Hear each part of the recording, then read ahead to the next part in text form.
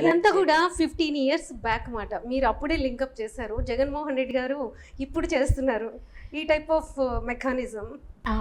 ఇప్పుడు చేసిన వాళ్ళకి చాలా అసలు దాని తర్వాత రాజశేఖర రెడ్డి గారు ఉండేటప్పుడే ఇంట్రెస్ట్ని గతంలో చాలా స్వర్గీయ పివి నరసింహరావు గారు ఈ డ్వాక్రా సంఘాలన్నీ తీసుకురావడం పెట్టడం అవన్నీ చేయటం, వాటిని బలోపేతం చేయమని చెప్పడం.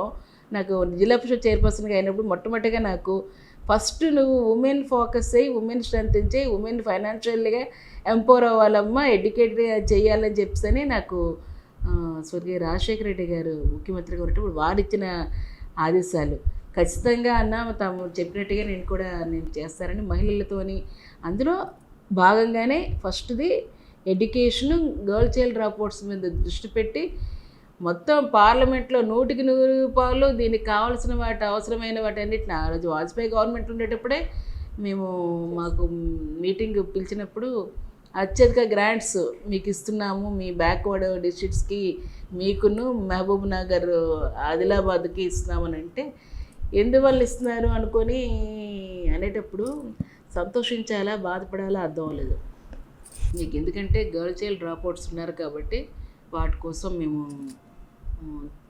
ప్రత్యేకంగా దృష్టి పెడుతున్నాము అని చెప్తానంటే ఆ రోజు ఛాలెంజింగ్గా తీసుకొని కొన్ని అడాప్ట్ చేసుకొని కొన్ని విలేజెస్ వీటి మీద ఓన్లీ మీరు చెప్పేసి ఫండింగ్ గురించి అంటున్నారు కదా, మాకు ఫండ్స్ రిలీజ్ కూడా చేయమంటే తర్వాత ఫండ్స్ మళ్ళీ ఎప్పుడు వచ్చాయి, ఇన్ఫ్రాస్ట్రక్చర్ వాటి కావాల్సినవి ఇవంతా కూడా ఇంటర్లింక్.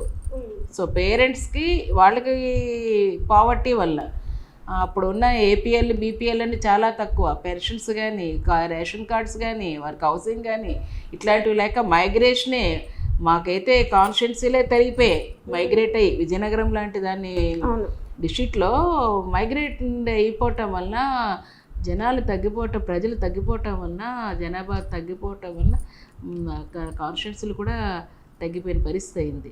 అటువంటి దాంట్లో తీసుకొచ్చి గట్టిగా ఆ రోజు నేను అపోజిషన్ చైర్పర్సన్గా నాకు నేషనల్ సెమినార్కి నాకు అవకాశం వచ్చినప్పుడు నేను నా వాయిస్ని అక్కడ కూడా గట్టిగా వినిపించి మాకు కావాల్సిన ఇంటర్లింక్ ఇన్ఫ్రాస్ట్రక్చర్ అంతా మీరు ఇవ్వాలని చెప్పని కేజీబీ మీద గట్టిగా పోట్లాడి 34 మండలాల్లో కూడా మేము కేజీబీ తీసుకొచ్చి ఎస్టాబ్లిష్ చేసింది నేను జిల్లా పరిషత్ చైర్పర్సన్గా ఉండేటప్పుడే.